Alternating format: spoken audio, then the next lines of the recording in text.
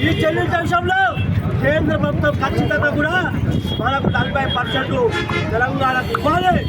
మన మోదీ గారు ఎన్నో విషయాలుగా ఎంతో ఏమో చెప్తున్నారు.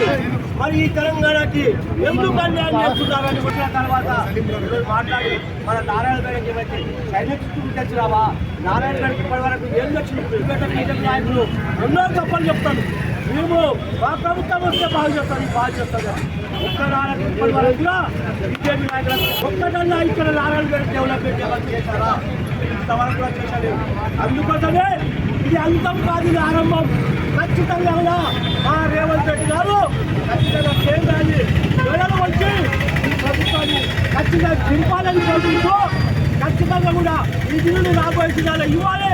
మనం నిరంతరంగా ఢిల్లీలో కూడా మనం ఈ దండా కార్యక్రమం చేపట్టాలని కోరుకుంటూ ఈ అవకాశం ఇచ్చిన పెద్దలందరికీ కూడా మరొక్కసారి ధన్యవాదాలు తెలుపుకుంటూ రాష్ట్రానికి ఎన్నికలకు చేయి చూపించిన సందర్భంగా మన గౌరవ తెలంగాణ రాష్ట్ర కాంగ్రెస్ పార్టీ అధ్యక్షులు మహేష్ కుమార్ గౌడ్ గారి పిలుపు మేరకు ఈరోజు రాష్ట్ర వ్యాప్తంగా ప్రతి జిల్లా కేంద్రంలో వ్యవసాయ కార్యక్రమాలు చేపట్టే విధంగా కార్యక్రమం చేసిన తరుణంలో ఈ యొక్క కార్యక్రమాన్ని చేసిన నాయకులు జిల్లా కాంగ్రెస్ పార్టీ సోదరులకి నమస్కారం తెలియజేస్తూ ఏ విధంగా ఈ యొక్క కార్యక్రమానికి చేసిన మీకు అందరికీ తెలుసు. ప్రతిసారి ఈ యొక్క తెలంగాణ రాష్ట్రంలో కాంగ్రెస్ పార్టీ ఉన్నది. ఈ యొక్క కాంగ్రెస్ పార్టీ తొక్కే ఉద్దేశంతో అత్యంతతో ప్రేమ చూపిస్తూ కేంద్ర ప్రభుత్వం ఈ యొక్క రాష్ట్రానికి నిధులు ఇవ్వక కొన్ని చేయి చూపిన వారు వాస్తవాన్ని అర్థం తెలుసుకోవాలి. అదేవిధంగా గ్రామాల్లో కూడా ఈ యొక్క కేంద్ర ప్రభుత్వ వైఖరిని ఎండగట్టాలని చెప్పే సందర్భంగా కాంగ్రెస్ జనంలో డిమాండ్ చేస్తా ఉన్నారు. అందుకే ఈ యొక్క రాష్ట్రంలో చెప్పినట్టుగా 8 మంది అరకొర నిధులనే తీసుకొస్తారని చెప్పేసి ఆశించాం. కానీ కిషన్ రెడ్డి కాదు, బండి సంజయ్ కాదు, గర్భపురి అరవింద్ ఎక్కిలాగా మొత్తం నూనె గుడ్డులాగా తెలంగాణ రాష్ట్రానికి నిధులు తీసుకొచ్చిన ఘనత ఈ యొక్క 8 మంది ఎంపీలని చెప్పేసి సోషల్ మీడియా వల్ల తెలియజేసి యొక్క బీజేపీ దండనీతి అనేక తెలంగాణ దేశవ్యాప్తంగా చూస్తూ ఉన్నాం. ఎక్కడ ప్రతిపక్షాలు ఉన్నామో అక్కడ బడ్జెట్ ఇవ్వకుండా ఆ యొక్క ప్రభుత్వాన్ని అందరం ఢిల్లీలో కావచ్చు, బీహార్లో కావచ్చు ఖచ్చితంగా బీజేపీకి అదొకటి పట్టే కాలం ఆసనమైంది.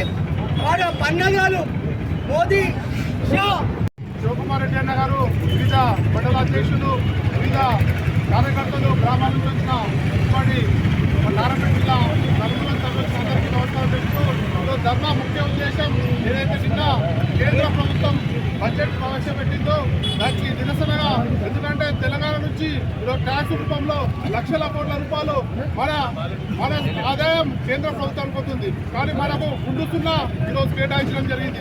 ఈరోజు ఏదైతే బీహార్కి కానీ ఆంధ్రప్రదేశ్ కానీ ఏదైతే బడ్జెట్లో కేటాయించినావో అదే తెలంగాణకు గుండుసున్నా కేటాయించినావు. ఎందుకంటే ఏ రోజు ఏదైతే నీ ప్రభుత్వం కూలిపోతా అంటే ఒక ముఖ్య ఉద్దేశంతో ఈరోజు బీహార్కి కానీ ఆంధ్రప్రదేశ్ కానీ తొత్తులాగా మారినావు. ఈరోజు నరేంద్ర మోడీ గారు మన స్థానిక ఎంపీలు కానీ 8 మంది ఎంపీలు ఉన్నా ఈ తెలంగాణ నుంచి గెలిచిన ఎంపీలు కానీ మౌనంగా ఉన్నారు. వాళ్ళు ఎప్పుడే రాజీనామా చేసి తెలంగాణ హక్కుల కోసం కొట్లాడాల్సిన కోరుతున్నారు. ఎందుకంటే తెలంగాణ హక్కుల కోసం మీరు ఎప్పుడైతే కొట్లాడకూడో చరిత్రలో దీనులుగా మిగిలిపోతారని తెలియజేస్తున్నారు. ఖచ్చితంగా రాను రోజుల్లో ఎంపీలను ఎక్కడెక్కడ అడ్డుకొని ఖచ్చితంగా తెలంగాణకు న్యాయం జరిగే విధంగా మేము మా జిల్లా అధ్యక్షులు ఆధ్వర్యంలో అందరూ కాంగ్రెస్ కార్యకర్తలు ఇక్కడ దిగనీయ విధంగా మా వంతు ప్రయత్నం ఉంటుందని తెలియజేస్తున్నాం. ఎందుకంటే తెలంగాణ మోడీ ప్రభుత్వము మనకు గుర్తున్నందుకే ఈరోజు కాంగ్రెస్ నుంచి మనము ఈ యొక్క నిరసన కార్యక్రమం చేస్తున్నాము. కానీ మనము ఈరోజు ఈ యొక్క జిల్లా లోపల కాంగ్రెస్ పార్టీ బలహీనంగా ఉంది. కానీ తెలియదు. దానికి తోడుగా మనము ఈ యొక్క స్థానిక పార్లమెంటు సభ్యురాలు టీకి అన్నమ్మ గారు ఉన్నారు. దీన్ని స్పందన చేసుకొని తప్పకుండా మన జిల్లాకు నిధులు కేటాయిస్తేనే ఆమె ఈ యొక్క జిల్లాకు కృషి చెందినట్టుందని మనవి చేసుకుంటూ ఈ యొక్క కార్యక్రమానికి కుమ్మకృష్ణారెడ్డి నాయకత్వం లోపల, ఎమ్మెల్యే గారి నాయకత్వం లోపల, జిల్లా ప్రెసిడెంట్ ప్రశాంత్ రెడ్డి నాయకత్వం లోపల కాంగ్రెస్ శ్రేణులందరూ కలిసి ఈరోజు మూకుమ్మడిగా జరిగే రాబోయే ఎన్నికల లోపల తప్పకుండా కాంగ్రెస్ పార్టీ ఖచ్చితంగా చేసి గెలిపించే బాధ్యత కాంగ్రెస్ పార్టీ మీద ఉందని కోరుకుంటూ ఈ అవకాశం ఇచ్చిన ప్రజలందరికీ ధన్యవాదాలు తెలుపుకుంటున్నాను. మనల్ని విడిచిపెట్టి మనము ఎవరికో ఈ యొక్క జిల్లాలో ఉన్న వాళ్ళు ఓట్లేసి వాళ్ళని ఎంపీలు చేయడం జరిగింది. ఈ రాష్ట్రంలో 8 మంది ఎంపీలు ఉండి గుండు సున్నా అంటే వీళ్ళు ఓట్లేసి నువ్వు ఓట్లు ఎందుకు గెలుచుకుంటాము, ఎందుకు ఎంపీలను గెలిపించుకుంటాము, మన యొక్క ప్రాంతము డెవలప్మెంట్ కావాలని మనము ఈ యొక్క ఎలక్షన్ చేయడం జరుగుతుంది. కనుక మనకు చాలా అన్యాయం జరిగింది. కనుక మనము ఆ యొక్క రాష్ట్ర ప్రభుత్వానికి బుద్ధి చెప్పాలని అందరితో కోరుతూ మరియు వచ్చే ఎలక్షన్లో ఖచ్చితంగా ఆ యొక్క కేంద్రానికి బుద్ధి చెప్తామని మీ అందరితో కోరుతూ మరియు చిన్న ఉపన్యాసం ముగిస్తున్నాను.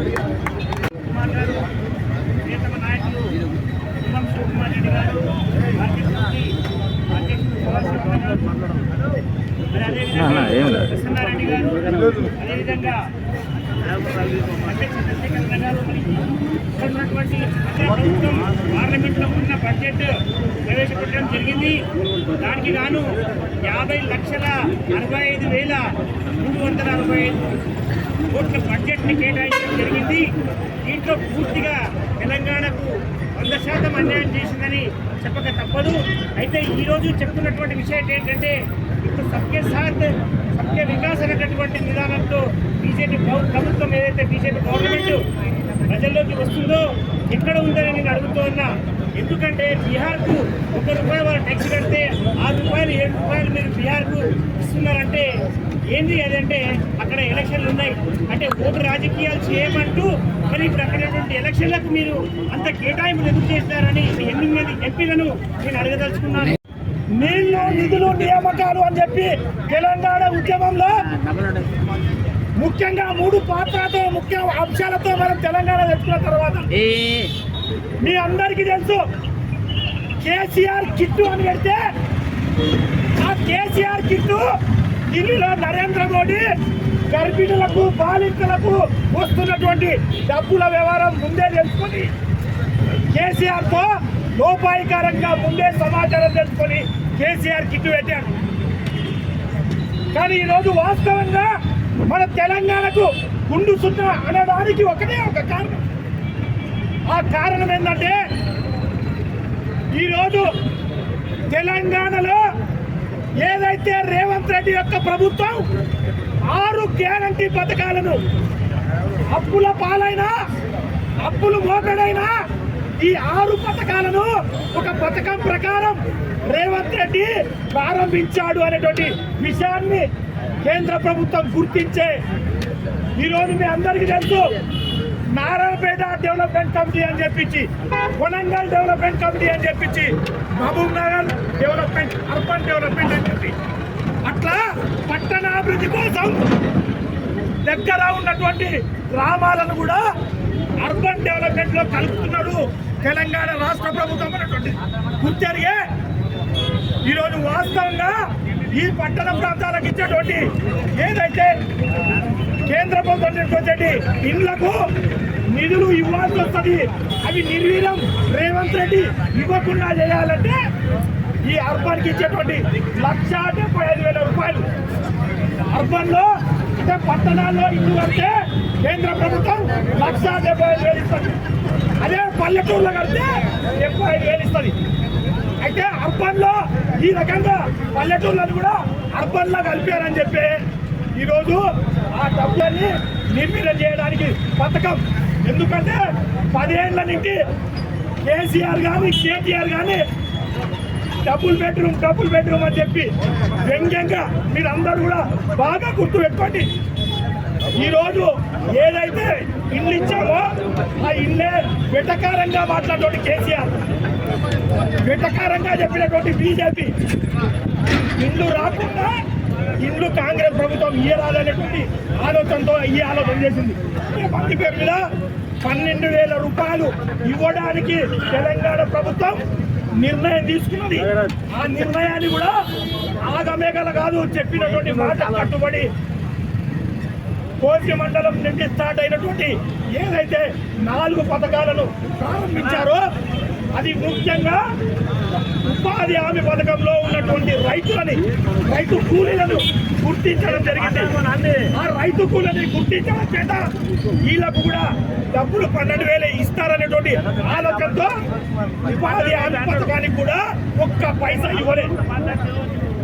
ఈరోజు 8 మంది ఎమ్మెల్యేలు, 8 మంది ఎమ్మెల్యే ఉన్నటువంటి ఎంపీలు, అంటే 8 మంది ఎంపీలు ఉంటే 50 వాస్తవంగా 50 కాన్స్టిట్యూన్సీలో కూడా వాళ్ళు వినియోగం చేయొచ్చు.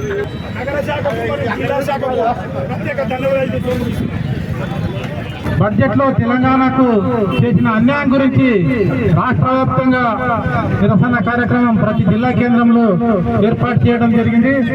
ఈ కార్యక్రమానికి అధ్యక్షత వహించిన జిల్లా అధ్యక్షులు ప్రశాంత్ కుమార్ రెడ్డి గారు, మాజీ జిల్లా అధ్యక్షులు నారంపేట కాంగ్రెస్ నాయకులు అన్న కుమార్ శివకుమార్ రెడ్డి గారు, జిల్లా మహిళా అధ్యక్షురాలు ప్రసన్నారెడ్డి గారు, బ్లాక్ కాంగ్రెస్ అధ్యక్షులు మరియు నా సహచర అన్ని మండలాల పార్టీ అధ్యక్షులు, ఈ కార్యక్రమానికి వచ్చినటువంటి వివిధ జిల్లాల నుండి వివిధ గ్రామాల నుంచి వచ్చినట్టు అందరు కాంగ్రెస్ నాయకులు కార్యకర్తలు అందరూ కూడా పేరు పేరున నమస్కారాలు తెలియజేస్తూ, యువజన కాంగ్రెస్ అధ్యక్షులు, మాజీ అధ్యక్షులు, మార్కెట్ కమిటీ డైరెక్టర్లు, మాజీ మార్కెట్ కమిటీ చైర్మన్లు అందరికీ కూడా పేరు పేరున నమస్కారాలు తెలియజేస్తూ, ఈరోజు మోదీ పరిపాలన ఏ విధంగా ఉందంటే తాను అనుకున్న రాష్ట్రంలో తన పార్టీకి సంబంధించిన వాళ్ళ అధికారంలో ఉంటేనే వాళ్ళకే నిధులు ఇవ్వాలి.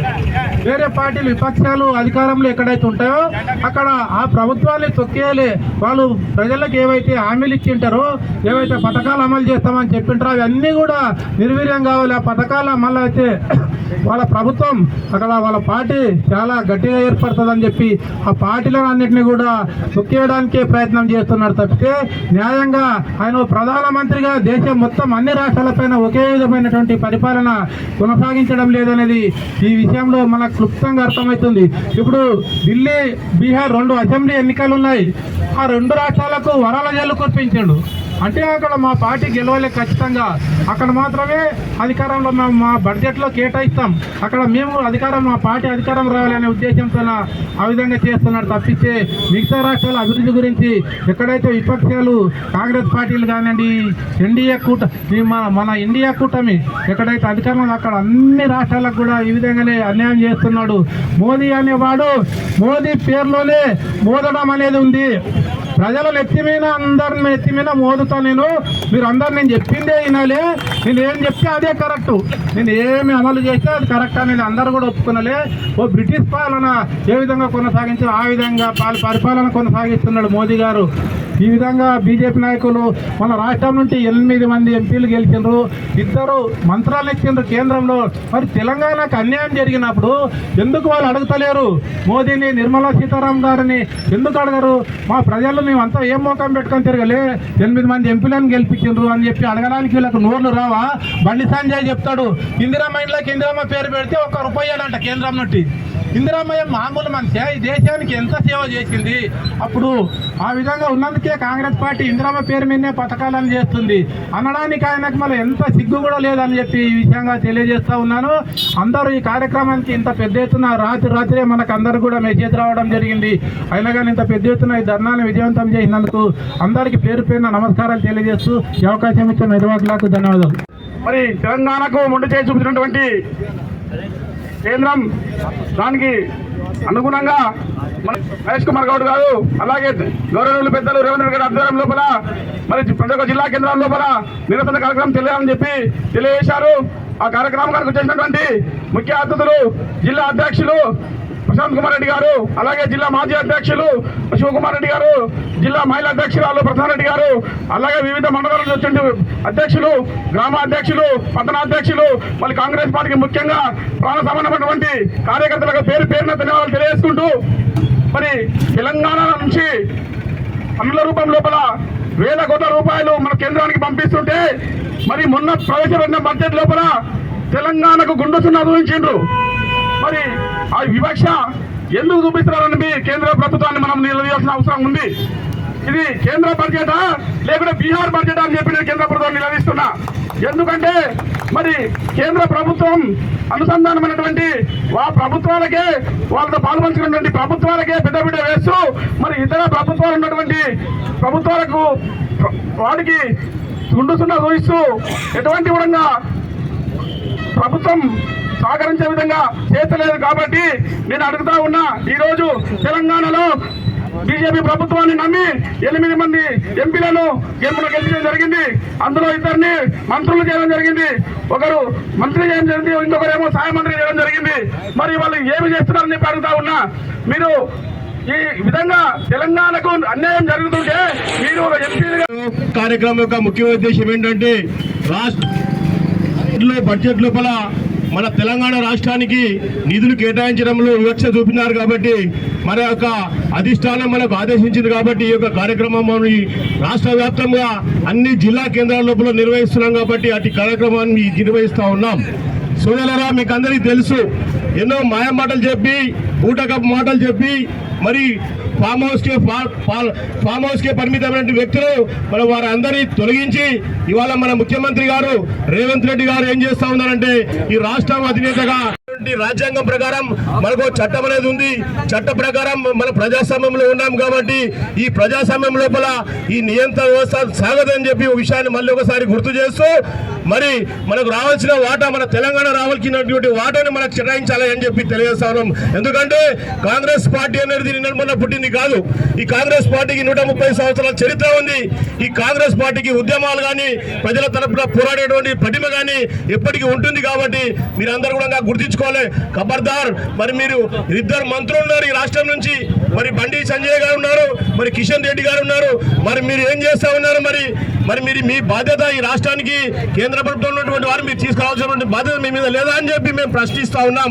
కాబట్టి ఇలాగే చేస్తే మాత్రము ప్రజల తరపున మేమందరం పెద్ద ఉద్యోగం తీసుకొని వచ్చి మీ మెడలు ఉంచి ఎలా నిధులు తీసుకురావాలో తీసుకోవడానికి ప్రయత్నిస్తామని తెలియజేస్తూ ఈ అవకాశం ఇచ్చిన పెద్దలకు ధన్యవాదాలు చేస్తూ ముగిస్తాను. జై హింద్. అసలు ముందు ఒక నిమిషం భారతదేశం అంటే ఏంటి అనేది ఒక్కసారి మన అందరికీ తెలవాలి. కాబట్టి చెప్తున్నాను, మీ అందరికీ తెలుసు, చిన్నప్పుడు పాటలు చదువుకున్నారు. ఒకటే ఒక ప్రశ్న అడుగుతాను. భారతదేశానికి స్వతంత్రం వచ్చినప్పుడు చిన్న చిన్న రాజ్యాలు ఎన్ని ఉండే ఎవరైనా ఇక్కడ చెప్పగలుగుతారా? 565 రాష్ట్రాలు ఉండే, చిన్న చిన్న ప్రిన్స్లీ స్టేట్స్.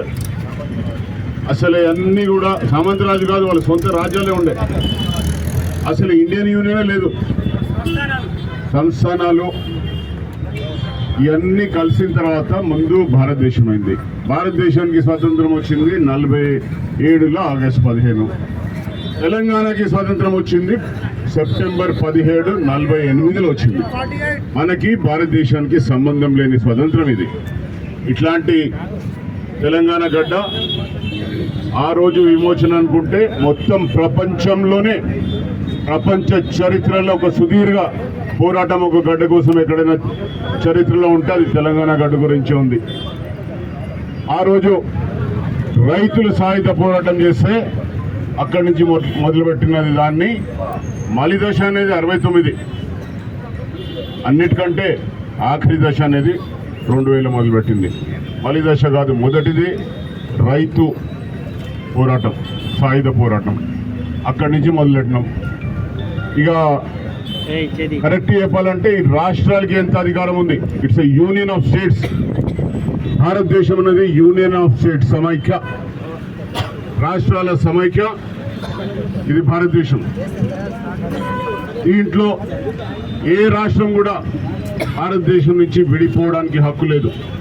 అదేవిధంగా రాష్ట్ర హక్కులు కూడా కాపాడాల్సిన బాధ్యత కేంద్ర ప్రభుత్వం ఉంది.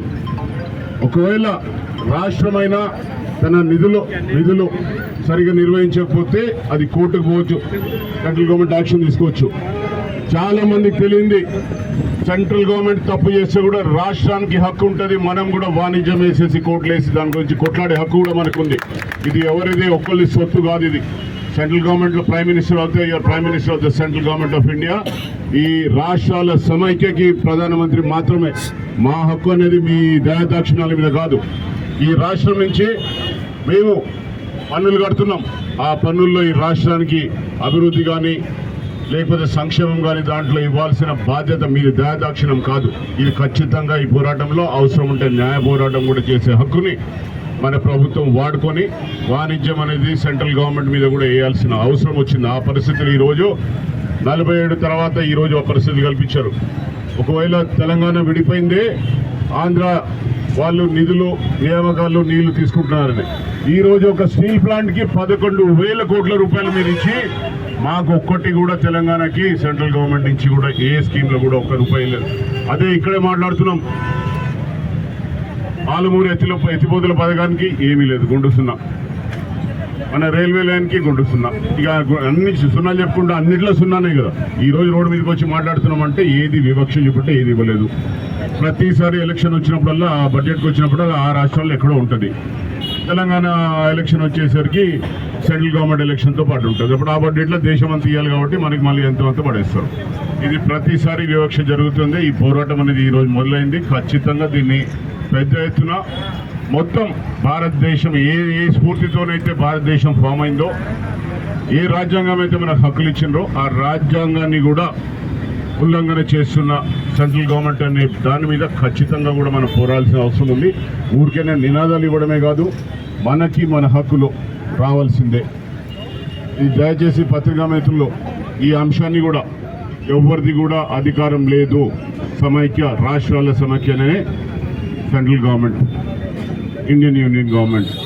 ఇది దాంట్లో మా కట్టిన వాటాలు, మేము కట్టిన ట్యాక్సులు అవసరం ఉంటే వెనుకబడిన ప్రాంతాలకి ఒక 5-10% ఇస్తే మనకి ఒక 2-3% తక్కువ ఇచ్చినా పర్వాలేదు. కానీ మొత్తానికి మేము గొడుస్తున్నాలు చూడతాము. ఈరోజు ఆంధ్రప్రదేశ్లో ఉన్న ఎంపీలు 3 ఎంపీలు ఆంధ్రప్రదేశ్లో ఉంటే 1,000 కోట్లు 1,00,000 కోట్ల రూపాయలు ఇస్తారు. 8 ఎంపీలు 17లో 8 ఎంపీలు బీజేపీ ఉంటే ఇక్కడ పట్టించుకునే వాళ్ళు లేరు. ఎంపీలు చేత కాదు అని అంటాం, ఎంపీలు చేత కాదు. కొట్లాడాలి కదా. మాటలు అయితే ఇది చేసినాం అది చేసినాం అని జనరల్గా వచ్చినాయని చెప్తారు. ఈ రోజు బడ్జెట్లో ఏం జరిగిందని మాట్లాడటం. 3 ఎంపీలు ఉన్న ఆంధ్రప్రదేశ్కి 25లో 3 ఉన్నారు. ఇక్కడ 17లో 8 బీజేపీ ఎంపీలు ఉన్నారు. ఆంధ్రప్రదేశ్కి ఒక లెక్క, బీహార్కి ఒక లెక్క, ఢిల్లీకి ఒక లెక్క, తెలంగాణకు ఒక లెక్క. అడిగేవాళ్ళు లేకనా? ఎక్కడో వేరైతే పోరాటం సాగాల్సిందే. ఇదేమి చక్రవర్తి సామంతరాజులు వీళ్ళందరినీ నేను గెలుచుకున్నాను ఇష్టం ఈ రాజ్యానికి ఇస్తాడానికి లేదు. ఈ సమైక్యలో మా హక్కు మా వాటా మాకు రావాల్సిందే. ఖచ్చితంగా ఇది ఉండాల్సిందే. ఇది పత్రికలు రాసేప్పుడు నిరసన కార్యక్రమం జరిపింది, ఇంతమంది లీడర్లు ఉండే దేని కార్యక్రమం చేస్తున్నామని 2 లైన్లు రాస్తారు. ఈ సమైక్య విధానాన్ని, ఈ భారతదేశం రాజ్యాంగము, భారతదేశం స్ఫూర్తి ఏంటి అనేది కూడా ఖచ్చితంగా పాయింట్ రాస్తూ రాష్ట్రానికి కేంద్ర ప్రభుత్వం మీద మనం దావా వేసే హక్కు కూడా మీద ఇదే కాన్స్టిట్యూషన్ రాజ్యాంగం కల్పించిన హక్కు, దాన్ని కూడా వాడుకోవాలని రాష్ట్ర నాయకత్వాన్ని ఈ వేదిక ద్వారా, ఈ ధర్నా ద్వారా కూడా నేను చెప్తున్నాను. ఎట్టి పరిస్థితుల్లో మన హక్కులు మనం కాపాడాల్సిన అవసరం మనకు. ఈ అవకాశం ఇచ్చిన వాళ్ళందరికీ కూడా మళ్ళీ ఆ పోరాట పట్టిన చూపెట్టిన కాంగ్రెస్ నాయకులకి, ఆత్మీయ బంధువులందరూ కూడా ధన్యవాదాలు తెలుపుకుంటూ, ఈ పోరాటము మనం ఈ రాష్ట్ర ముఖ్యమంత్రిని ఈ గడ్డ నుంచే పంపించుకున్నాము. మనకు జరగాల్సిన న్యాయం రాష్ట్రం నుంచి రేవంత్ రెడ్డి గారు ఎత్తిపోతలు కానీ అన్ని పథకాలు చక్కగా ఇచ్చినారు. ఇది రాబోయే ఎలక్షన్లో కూడా ముందుకు తీసుకుపోతాం. ఈ స్ఫూర్తితోని, పోరాట స్ఫూర్తి ఉంటేనే మనం కొట్లాడతాం. ఇదే స్ఫూర్తి రేపు రాబోయే ఎలక్షన్లలో కూడా చూపెడుతూ భారీ ఎత్తున majority of the thing Congress వాళ్ళు ఉండేలా కూడా చూసుకోవాలని ఈ ప్లాట్ఫామ్ నుంచి జిల్లా అధ్యక్షులు గారికి, అధ్యక్షురాలు గారికి, జిల్లా పార్టీ అధ్యక్షులు అందరూ కూడా, మండలాల అధ్యక్షులు అందరూ కూడా ధన్యవాదాలు తెలుపుకుంటూ, ఇప్పుడు మన నాన్పేట్ జిల్లా ఆ తర్వాత జిల్లా అధ్యక్షుడిగా ప్రశాంత్ రెడ్డి గారు ఎప్పుడు కూడా అధికారానికి అదృష్టవంతులు దగ్గరగా ఉంటారు కాబట్టి ఇప్పుడు మాట్లాడి మాకు న్యాయం చేస్తూ ఇప్పుడు ఎలక్షన్ కూడా బాధ్యత తీసుకొని ఈసారి నాన్పేట జిల్లాలో అత్యధిక మందిని గెలిపించే బాధ్యత కూడా మీపై పెడుతూ మీరు చెప్పినట్టు కూడా మేము ఆదేశాలు మేము పాటిస్తామని కూడా తెలియజేస్తాం. కేంద్ర బడ్జెట్ ప్రవేశపెట్టిన నిర్మలా సీతారామన్ గారికి, అలాగనే మన ప్రధానమంత్రి నరేంద్ర మోదీ గారి తెలంగాణకు చూపిన సవతి తల్లి ప్రేమ వైఖరికి నిరసిస్తూ మన ప్రియతమ ముఖ్యమంత్రి రేవంత్ రెడ్డి గారి ఆదేశాల మేరకు, అలాగనే తెలంగాణ ప్రదేశ్ కాంగ్రెస్ కమిటీ అధ్యక్షులు మహేష్ కుమార్ గౌడ్ ఆదేశాల మేరకు ప్రతి జిల్లా హెడ్ క్వార్టర్లో ఈరోజు ధర్నా కార్యక్రమం చేపట్టాల్సిందిగా చెప్పిందో దానికి అనుగుణంగానే ఈరోజు నారాయణపేటలో మనమందరము ఈ ధర్నా కార్యక్రమం వచ్చినందుకు కాంగ్రెస్ కుటుంబ సభ్యులందరికీ ధన్యవాదాలు తెలుపుకుంటూ, అలాగనే శివకుమార్ రెడ్డి అన్నకు మీ అందరికీ తెలుసు, మాజీ DCC అధ్యక్షులు, కానీ అందరికీ కావాల్సిన వాడు. దాని తర్వాత గ్రంథాలయ చైర్మన్ గారు విజయ్ అన్న గారు, దాని తర్వాత సదాశివరెడ్డి గారు మన AMC మార్కెట్ చైర్మన్ గారు, అలాగనే యూత్ కాంగ్రెస్ అధ్యక్షుడు మధు గారు, మనమందరం మహిళా కాంగ్రెస్ మహిళా చుట్టూ తిరుగుతాం. మహిళా కార్యవర్గ సభ్యులకు, మండలాధ్యక్షులకు, 13 మంది మండలాధ్యక్షులకు అందరికీ కూడా పేరు పేరున, అంటే పేరు చెప్పలేదని ఏమనుకోదు, పేరు పేరున అందరికీ వాళ్ళ కార్యవర్గ సభ్యులకు కానీ, జిల్లా కార్యవర్గ సభ్యులకు కానీ, యూత్ కాంగ్రెస్ NSUI మైనార్టీ సోదరులకు, ST SC BC అన్ని సెల్ల అధ్యక్షులకు, వాళ్ళ కార్యవర్గ సభ్యులందరికీ నమస్కారం తెలుపుకుంటూ, మొన్న ప్రవేశపెట్టిన బడ్జెట్లో మీరు అందరికీ తెలుసు తెలంగాణ ప్రభుత్వానికి, తెలంగాణ రాష్ట్రానికి ఎంత అన్యాయం జరిగింది. అంటే దాదాపు 75 సంవత్సరాల నుంచి వచ్చిన బడ్జెట్కు ఒక లెక్క, ఈరోజు వచ్చిన బడ్జెట్ ఒక లెక్క. ఏనాడు కూడా ఇంత వివక్షత కానీ, ఏనాడు కూడా తెలంగాణకు ఇంత తక్కువ కేటాయింపు ఏనాడు కాలేదు. నేను అడుగుతున్న సూటి ప్రశ్నగా, DCC అధ్యక్షుడిగా సూటి ప్రశ్న కూడా అడుగుతున్నా, ఫైనాన్స్ మినిస్టర్ గారిని లేకపోతే ప్రధానమంత్రి గారిని, మేమేం తప్పు చేస్తాం? 1,00,000 కోట్ల పైన GST వసూలు చేస్తారు మా దగ్గర.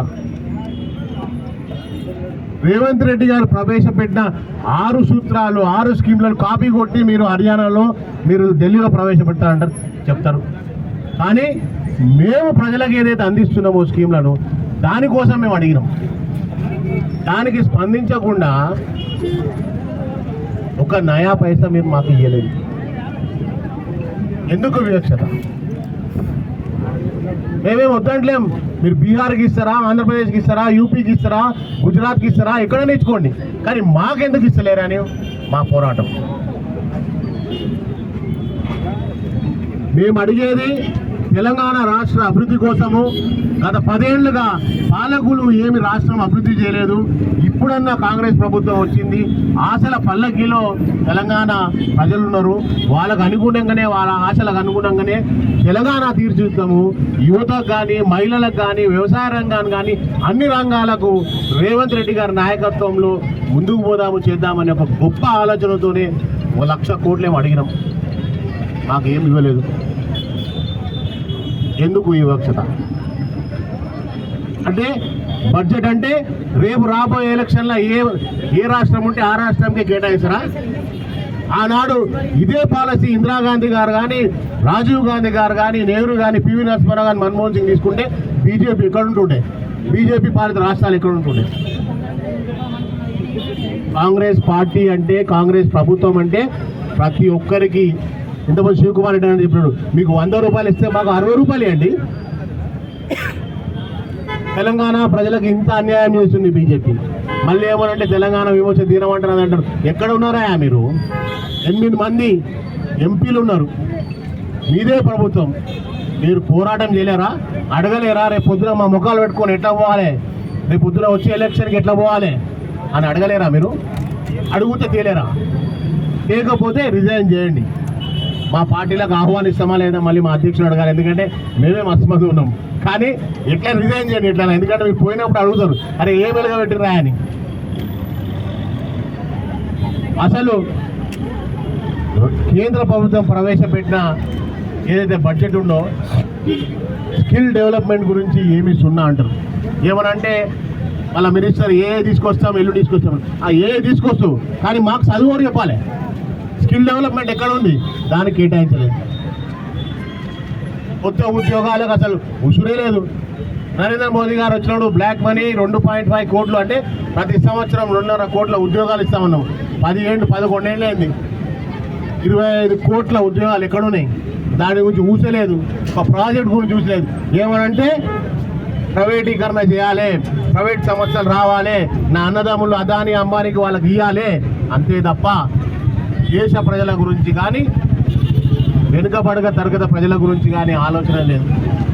ఒకటే స్లోగన్ వాళ్ళకు ఉన్నది. ఆ స్లోగన్తో ఎన్నో నడుస్తారు అనేది కూడా కాంగ్రెస్ పార్టీ నాయకులు గమనించాలి. కాంగ్రెస్ పార్టీ నాయకులకు నేను చెప్పేది ఏంటంటే రాబోయే ఎలక్షన్లో ఇది ఓన్లీ ఆరంభమే. ఎందుకంటే రేపు పొద్దున మనం ఇచ్చిన 6 గ్యారెంటీలు సాధించాలంటే దాంట్లో కేంద్రం కూడా మనకు వాటా ఇవ్వాలి. అది ఇవ్వకపోతే మనకు చాలా కష్టమవుతుంది. అందుకోసమే ప్రతి మండలంలో ప్రతి విలేజ్లో బూత్ లెవెల్లో మనం ఈ డిస్కషన్ పెట్టాలి. బీజేపీ వాళ్ళు బీఆర్ఎస్ వాళ్ళు వచ్చినప్పుడు మీరు ఏం సాధించరు, మనకు ఎందుకు ఇంత అన్యాయం అవుతుంది, మీకు హక్కు లేదా అనేది మనం కూడా ఆ లెవెల్లో సాధించకపోతే కష్టమవుతుంది. అలాగనే ప్రతి ఒక్క కాంగ్రెస్ శ్రేణులకు చెప్పేదంటే ఇది ముందు తీసుకుపోండి. రాబోయే ఎలక్షన్లో కూడా మనం అందరం అనుకున్నట్టే మన జెండా ఎగరవేయాలి, మన నాయకులను మనం గెలిపించుకోవాలి. ఇప్పటికే మొన్న కోసిగిరిలోనే 4 గ్యారెంటీలు ఇచ్చినామో ఆ గ్యారెంటీలు ఫుల్ఫిల్ చేస్తాము. ప్రతి ఒక్క గ్యారెంటీ ఏదైతే ఇచ్చినామో రేవంత్ రెడ్డి గారి నాయకత్వంలో, బట్టి విక్రమార్క నాయకత్వంలో ఖచ్చితంగా ప్రతి ఒక్కటి పేద ప్రజలకు ఎవరికైతే లబ్ధిదారులు వాళ్ళకి చేరేటట్టు చూస్తామని చెప్పుకుంటూ మళ్ళొక్కసారి ఇంత పెద్ద ఎత్తుగా తరలి వచ్చిన ప్రతి ఒక్క నాయకులకు, కార్యకర్తలకు, శ్రేయోభిలాషులకు అందరికీ నమస్సుమాలు చెబుతూ జై కాంగ్రెస్, జై కాంగ్రెస్, జై కాంగ్రెస్.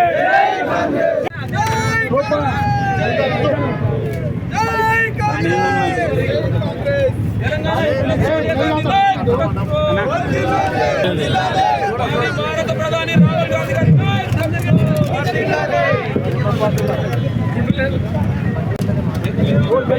గారి నశించాలి తెలంగాణకు అన్యాయం చేసిన మోడీ వైఖరి, నశించాలి కేంద్ర బడ్జెట్లో తెలంగాణకు అన్యాయం చేసిన మోడీ వైఖరి, పోరాడదాం కేంద్ర బడ్జెట్లో తెలంగాణకు న్యాయం జరిగే వరకు.